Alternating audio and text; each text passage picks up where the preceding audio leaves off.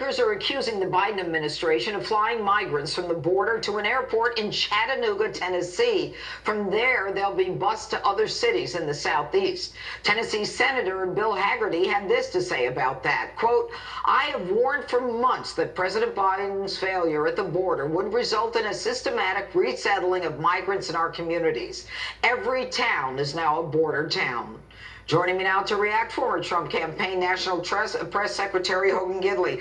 All right, good evening, Hogan. It seems that the flying in of these immigrants and under the cover of darkness is a response to reports that the governor of Tennessee had indicated that he didn't want them brought to Tennessee. What can you tell us?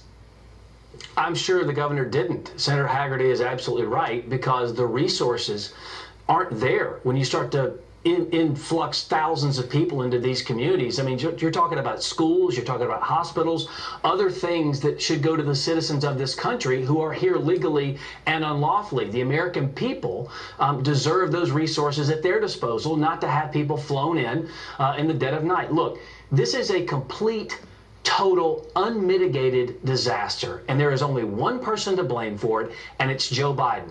I'm at a conference in Naples, and I talked to two gentlemen last night, you know well, Judge, that I worked with in the Trump administration, Mark Morgan and Tom Homan. And we talked about the good old days when we had safety and security and stability along the southern border, because we had policies in place that deterred people from coming here. When you end catch and release, we no longer let people out into American communities we caught. We had agreements with other countries when they were waiting court cases to stay over there. Not to mention the fact we were building a wall. Those things kept the numbers low, the drugs out. Yeah, but the problem is that we're here now. And so what we've got are people being brought into the interior. We have no idea who they are. We have no idea what their medical issues are. But in addition to that, the federal government is moving the financial burden to the states, and they can't afford it.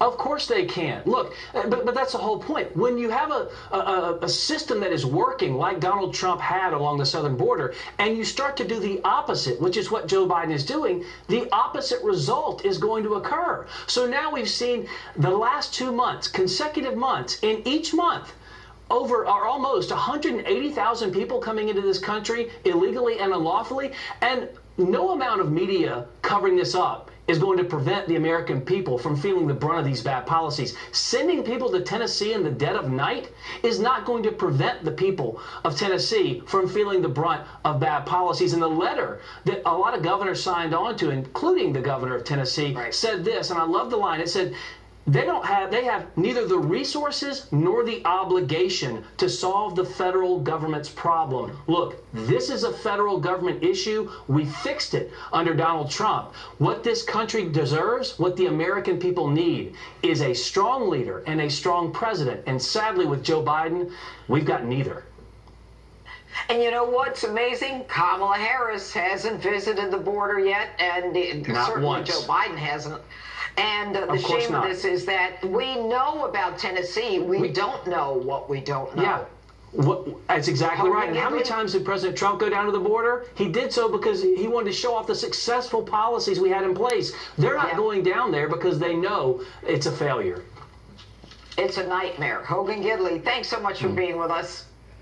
All right, and Thanks, still ahead, explosive new details about daily UFO sightings directly off the coast of the United States.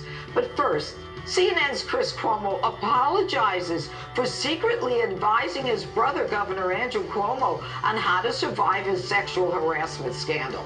Reaction from Tyrus and Kim Klacik is next. I can't wait.